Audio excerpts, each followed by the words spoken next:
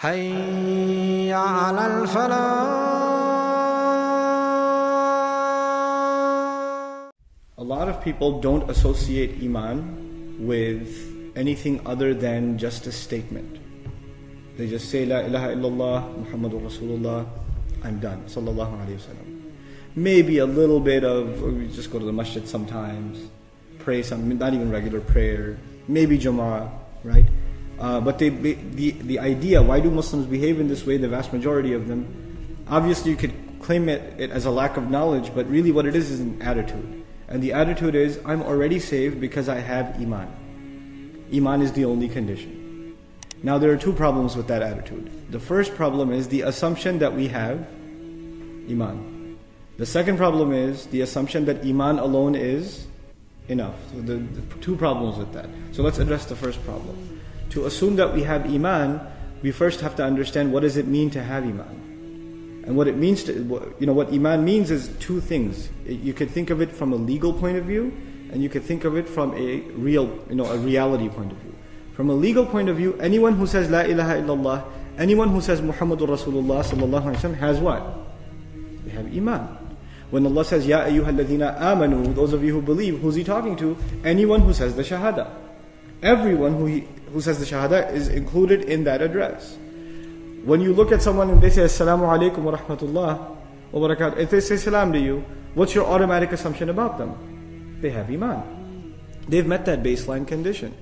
So this however is from a worldly legal point of view. Legally speaking, anyone who claims to be Muslim is Muslim. And they have, for us then in that sense, Islam is no different than Iman. They're essentially the same thing. Faith and Islam are the same.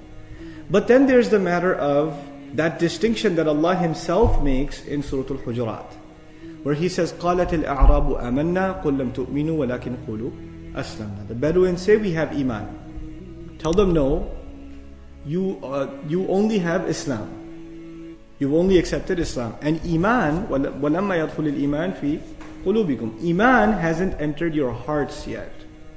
In other words, in this statement we learned that what people assume to be Iman happens to be what, according to Allah? Islam. That's just Islam. And where does Iman rest? Iman doesn't rest on the tongue. According to this ayah, where does Iman rest? In the heart. So now it's a change of thought. The one who assumes that they have Iman based on what they said with their tongue is already being given a change of attitude. They're being told, no, Iman is something else. It's in the heart. Now there are many things that are talked about in the Quran in regards to the heart, but at least three things that I'd like to share with you in regards to this discussion that I think are paramount. In other words, when you have ayat in your heart, what does that increase? Your Iman. When you remember Allah, what's the best way to remember Allah? The ayat of Allah. And when you remember Him through the ayat, then Iman increases. And how do I know these three things are connected? Let's turn to Surah Al-Anfal for a moment. This is the 8th surah of the Quran. إِنَّمَا الْمُؤْمِنُونَ الَّذِينَ إِذَا ذُكِرَ اللَّهُ وَجِلَتْ قُلُوبُهُمْ. The true believers are those when Allah is mentioned or remembered, their hearts tremble. When Allah is mentioned or remembered, their hearts tremble. So what is now mentioned next to the heart? Remembrance. ذُكِرَ اللَّهُ وَجِلَتْ قُلُوبُهُمْ. We're in the same ayah now, I'll go on. وَإِذَا تُلِيَتْ عَلَيْهِمْ آيَاتُهُ. When His ayat are recited onto them. Now what else is in this ayah? The ayat. There's remembrance and there's ayat. What's the only thing left? There were three things, right? There's the remembrance, there's the ayat. What was the third thing? Iman.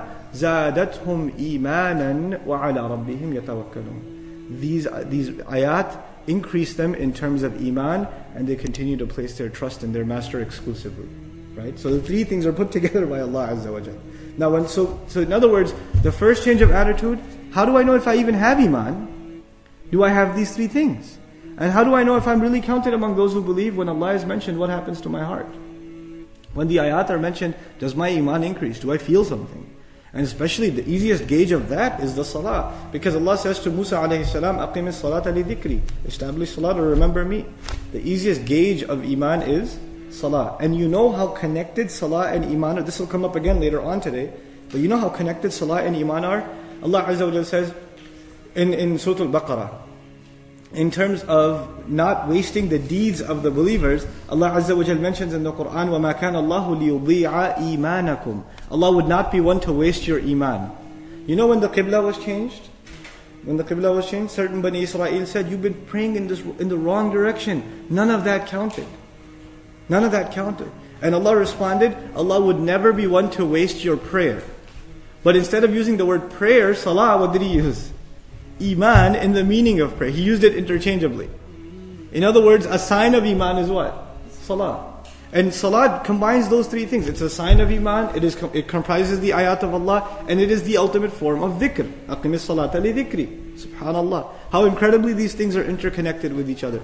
Well, what I'm going to reduce this discussion to is there are three things that Allah mentions predominantly that rest inside the heart. There are three things inside the heart.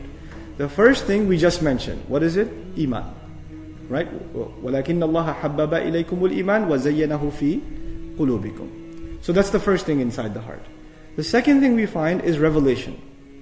The Messenger ﷺ was told, نَزَلَ بِهِ الرُّوحُ الْأَمِينَ عَلَى قَلْبِكَ. The angel Jibreel, he brought it down on your heart.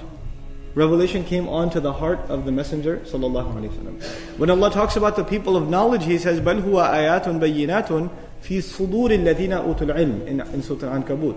These are miraculous signs in the chests of those who have been given knowledge. In other words, the second thing inside the heart, the first thing is Iman, the second is revelation. Revelation. When we memorize Qur'an, when we internalize the reminder of Qur'an, if we really internalize it, it's not on your tongue and it's not in your head. Where is it? It's in your heart. فِي صُدُورِ الَّذِينَ أُوتُوا الْعِلْمِ. In the chests of those who've truly been given knowledge. And it's interesting that Allah put knowledge there, because usually we associate knowledge with our mind, not with our chest, not with our heart, right? So He combined those two concepts together. So the first thing was Iman, the second thing was the ayat, the revelation. The third thing that's mentioned, associated over and over again, among others, there are other things, but the thing that's associated most with the heart is actually dhikr, remembrance. Remembrance and reminder. That's associated constantly with the heart. So Allah Azza wa Jalla says, وَلَا تُطِعْ مَنْ أَغْفَلْنَا قَلْبَهُ عَنْ ذِكْرِنَا. Don't follow the one whose heart is void of our remembrance. So what's missing from the heart? Remembrance. He says, أَلَا بِذِكْرِ اللَّهِ تَطْمَئِنَّ الْقُلُوبِ. Know that by the remembrance of Allah, hearts become tranquil. So, the third thing associated with the heart is remembrance. By the way, the climax of Iman, when your heart is full of Iman, you know what the word for that is? The word is sakina. When your heart is completely filled with Iman, then the gift of that Iman, which we talked about last time, the fruit of that Iman is sakina, which is what Allah talks about in Surah Al-Fath. In Surah Al-Fath, He mentions that Allah sent sakina on the believers into their hearts. Okay, but that's a separate topic. So the three core things that I wanted to mention in regards to the heart were Iman itself, then the ayat, and then the third, dhikr, remembrance. I mentioned these three things because all of these three things are actually part and parcel of the same thing. Assalamu alaikum wa rahmatullah. If you enjoyed this video, please do share it with friends and family. If you want to see more videos from this series, click on the box at the top. If you want to see other videos, click on the box at the bottom. And don't forget to hit the subscribe button. Thanks.